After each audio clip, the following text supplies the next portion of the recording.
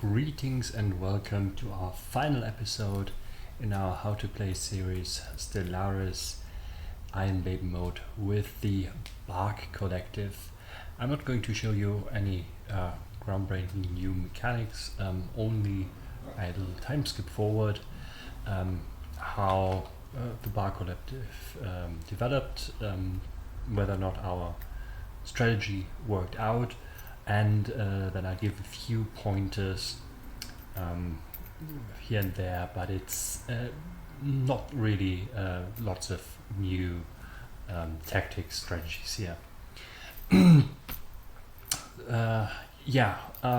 The time skip is 15 years.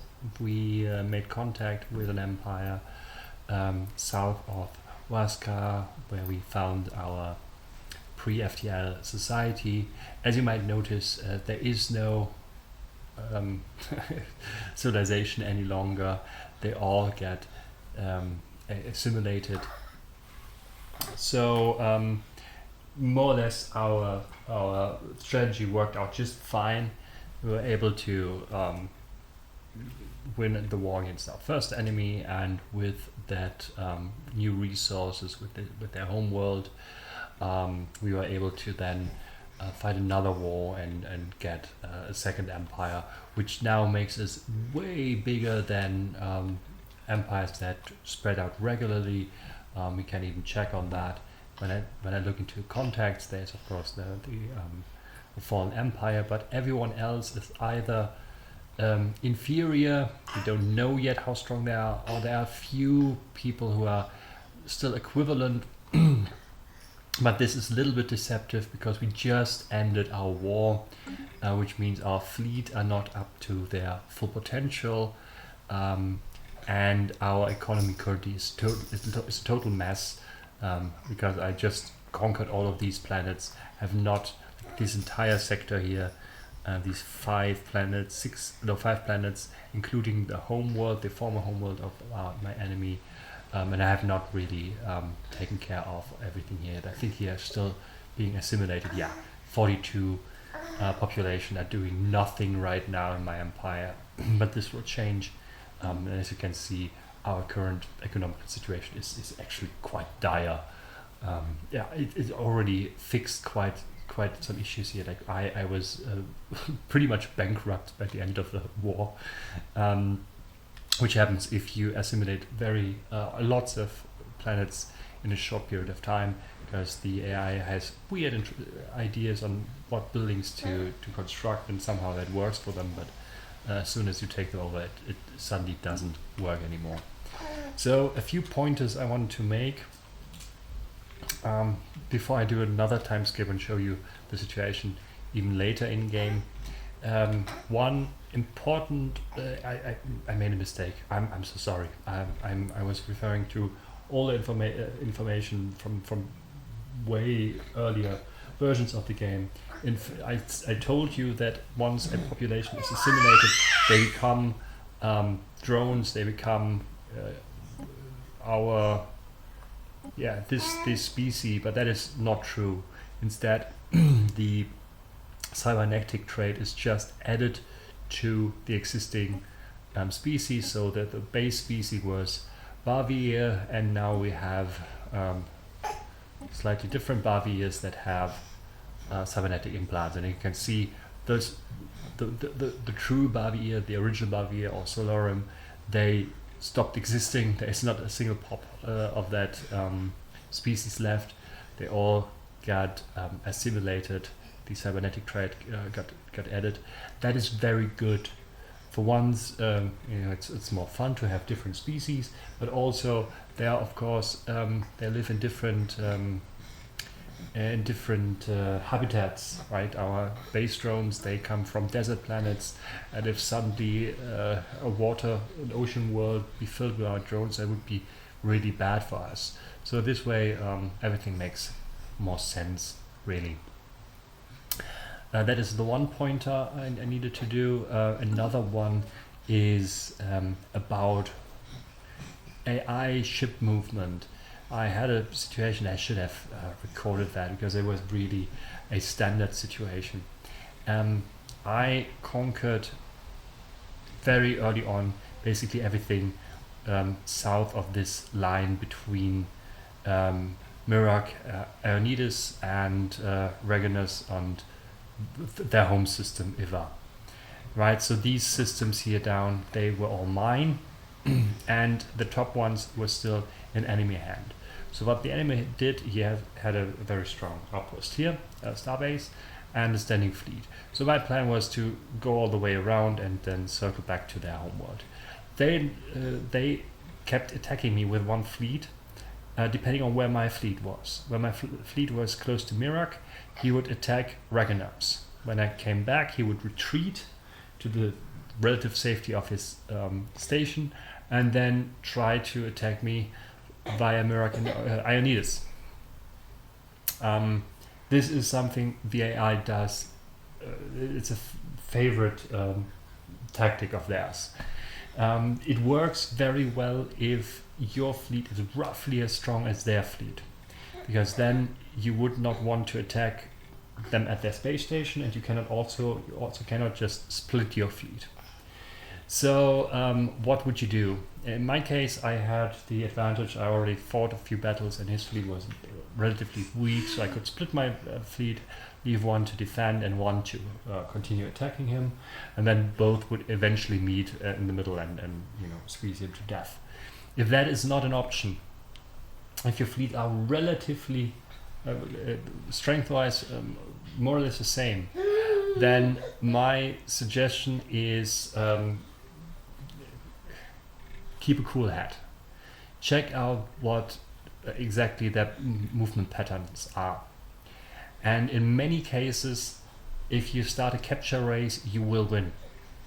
In that case, if my fleet would have been strong enough to beat his fleet, and I Ionides, or I attack, let's say, Mirak, and I see he is going to attack Reganus, then I would not return back to Reganus to defend it, but instead continue through. The reason for this is I can move through faster than he's going to move into my territory. Why is that? Every time he attacks some of my systems, he's always attacking a full healthy starbase or outpost. While as soon as I manage to get into his home system and follow him through the system that he attacked in my case, I will always only fight damaged starbases which are being repaired.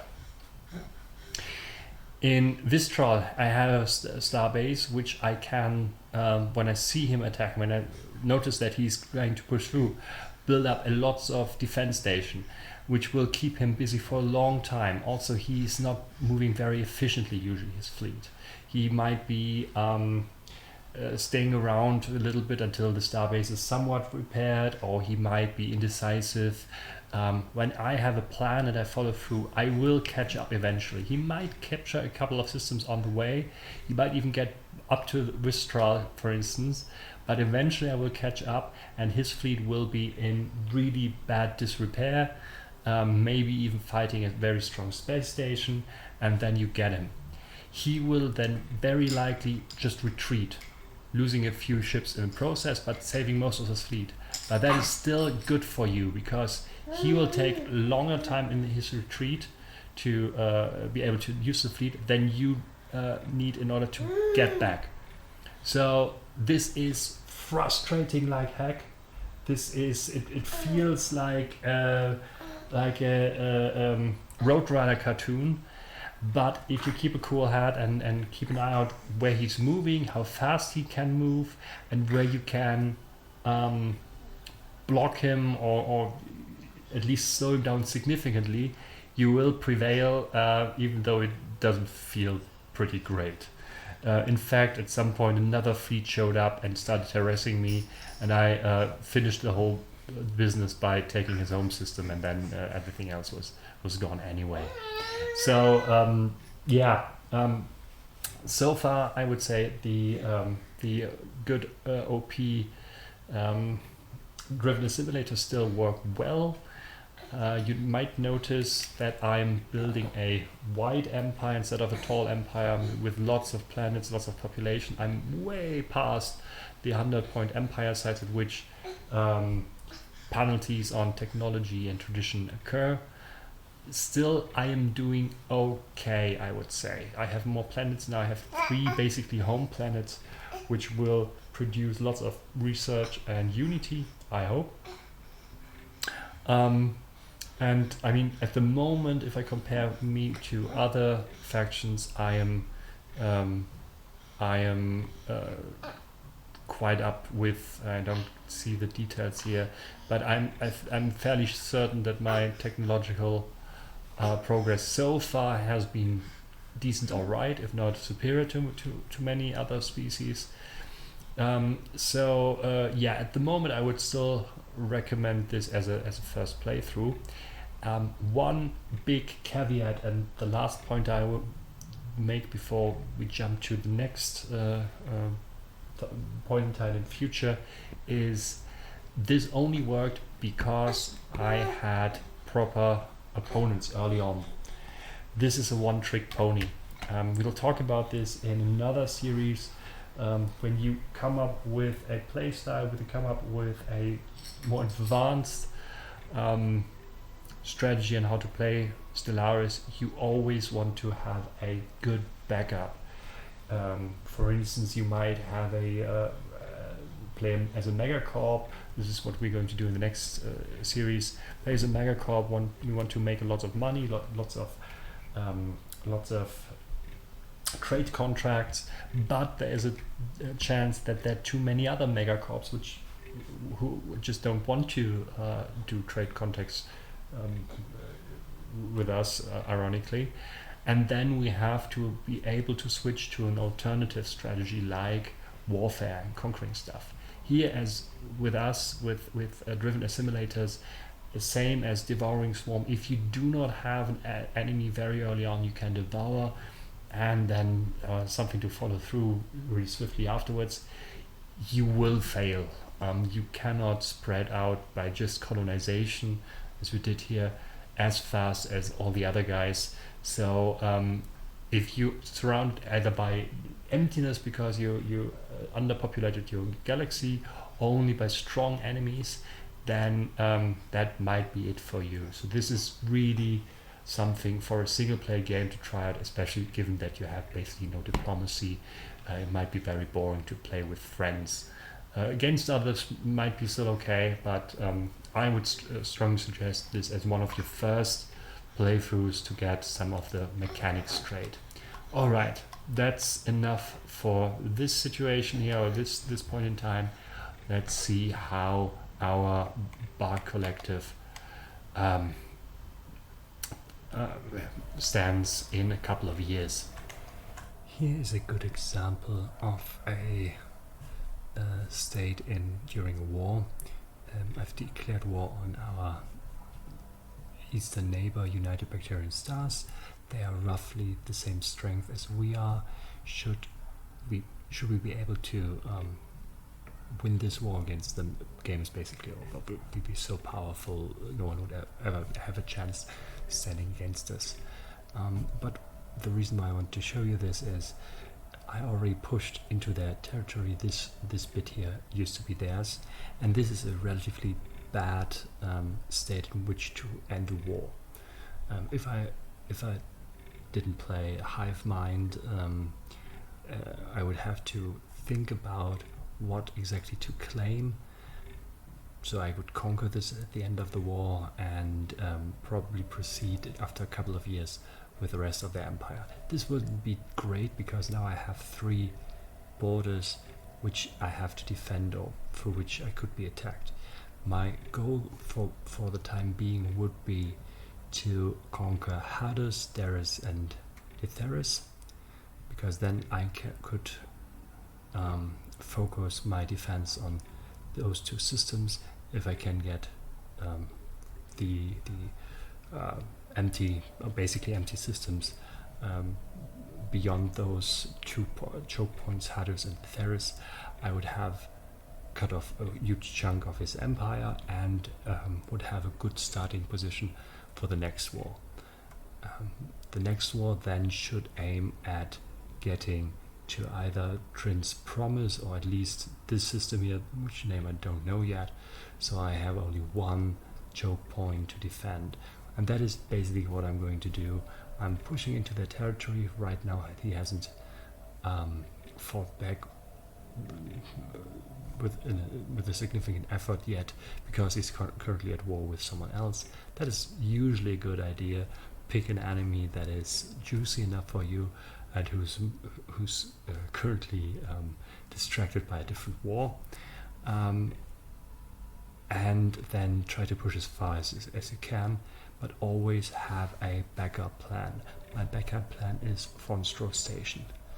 Should I lose a significant battle in his territory, my ships would then retreat to Fonstro Station, where I have currently not a lot of defenses. I will continue by building some defenses here, and then I would, once the battle is lost, immediately start building defense platforms. So when my enemy then arrives at Fonstro Station, my remaining fleet plus the space station would hopefully push him back.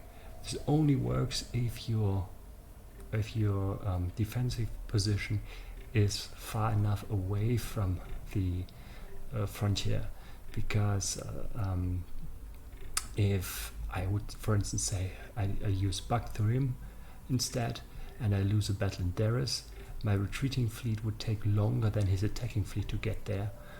So he would then get the station, afterwards destroy my fleet again, and I'd be really out of luck. So always have a fallback point that is far away, that he getting there would take so much time that your retreating fleet will make it there in time, can be repaired, and then you have another chance. Otherwise, this is going to be a really, really painful experience. So yeah, I will continue trying to win this war and eat a big chunk out of this empire, and I will see you in a bit. A little update on the war.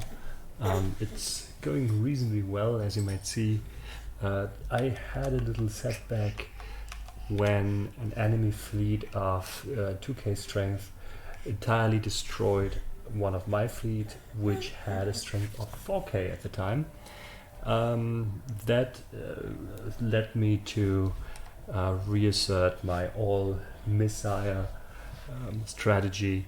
You might remember I had these ships designed that had basically just missiles, and then I had a frigate that has a torpedo and missiles, which turned out to be not great against my enemy. I don't know exactly what was wrong. There are two ways of countering missiles. One is using point defense weapons. I don't think they had these. I looked at the battle, I watched it. So point defense weapon usually can be seen easily as flickering short laser beams. The other option is to have all-out armor, because missiles are not particularly good against armor. So I think that's what happened. I used the time and resources after the battle to design new ships that are more omnipurpose designs, and then you can actually do a really cool thing in the fleet manager. Just clicking on the retrofit button allows you to change a design of ships that you have already in your in your fleet with a different design of the same ship class, corvette that is. And then next time you go on, you click on upgrade your ships, right? The upgrade fleet button, they would retrofit the design appropriately. It is costly. It's not as expensive as building new ships, of course, but it's also more expensive than just upgrading to the next tier of like shields or armor, whatever. But it can help you, if you have the alloys left, to swiftly swap out designs if you find that your designs don't work at all. And yeah, if a fleet that is only half as big as yours annihilates you, that's a good hint that you have an issue there. I have by now enough intel to check actually on the enemy ships. So if your intel, remember from espionage, let's go to the opponent that we actually deal with. If your intel level is high enough, and you can check it here all the time, then you are not only able to see the position of their fleets. Oh, that is actually a bit worrisome. I mean, he has to go through the ruby swarms, but I'm not sure if the AI takes that into account. So I should probably build some defense here. I not only know where his fleets are. Oh, that is actually interesting. I also can now, because my intel is so high, check their ship designs.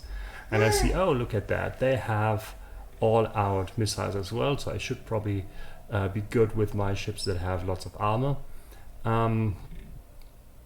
They are more going on armor here with this design. Yeah, they're actually very similar to my ships. Not quite sure why it fares so poorly. Maybe he changed his design as well. Oh yeah, he has point defense weapons. There we go. That was my downfall, apparently.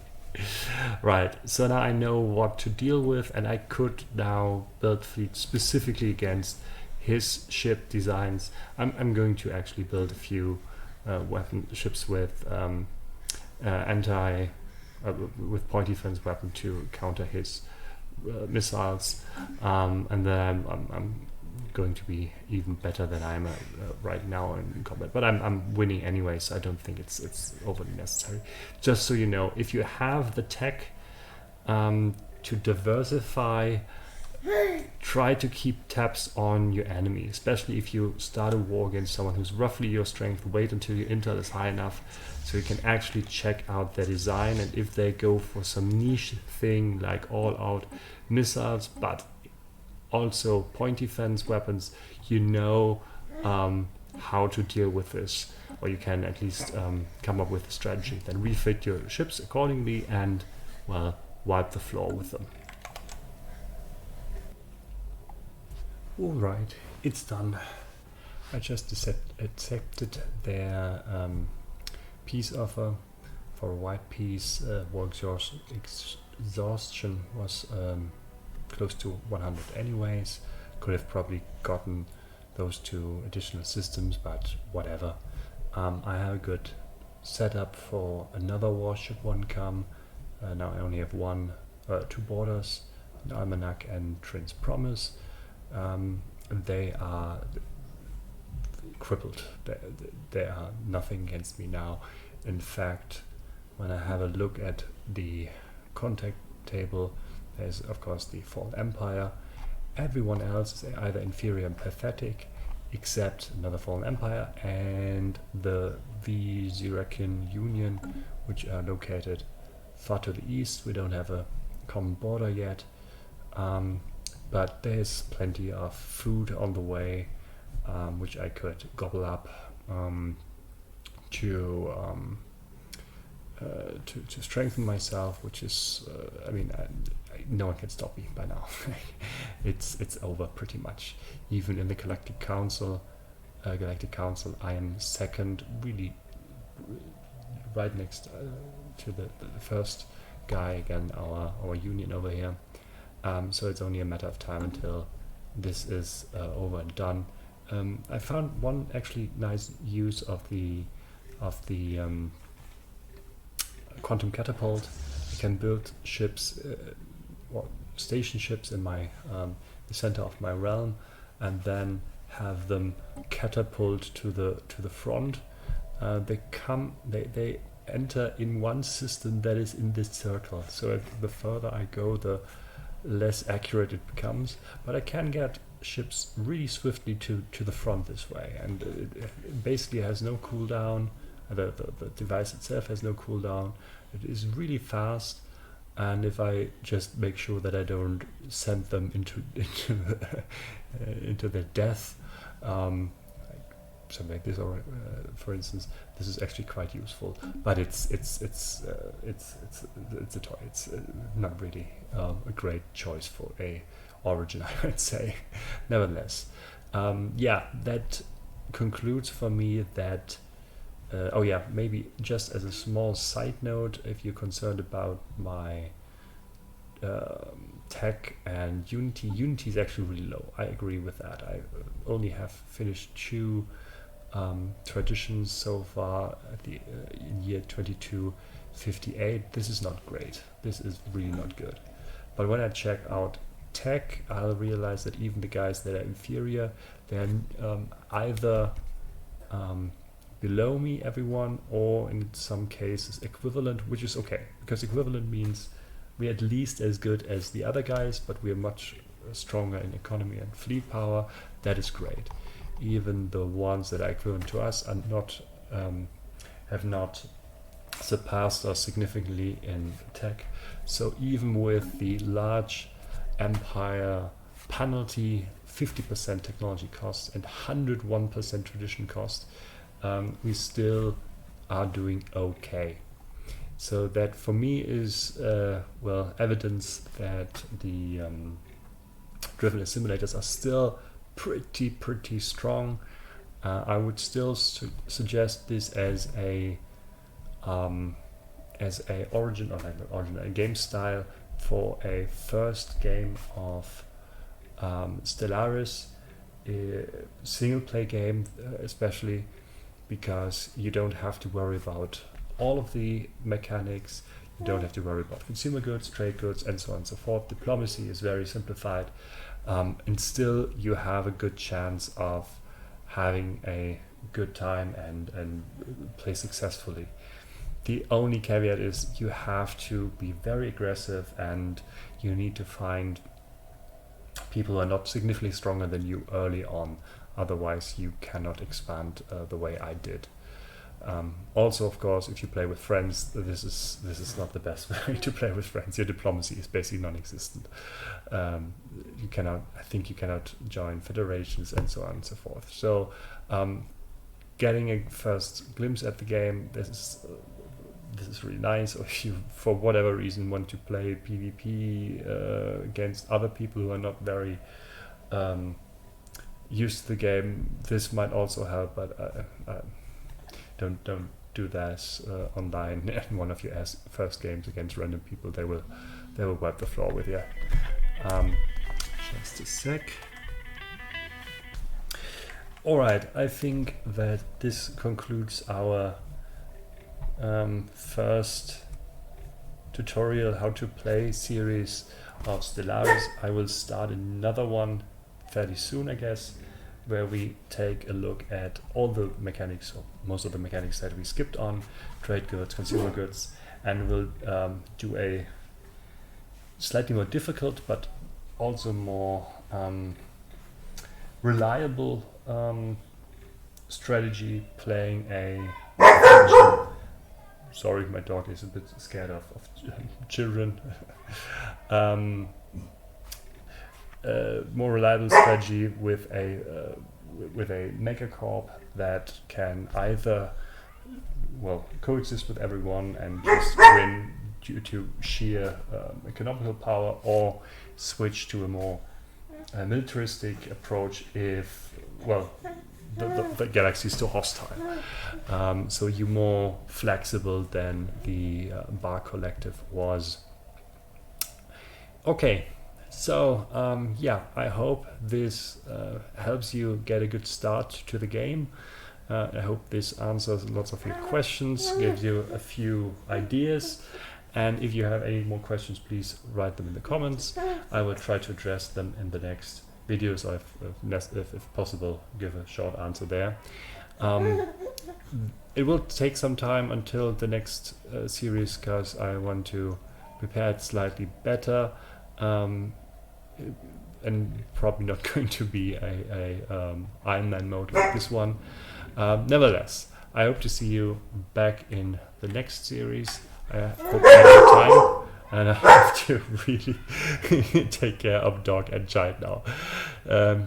Thank you for watching, and goodbye.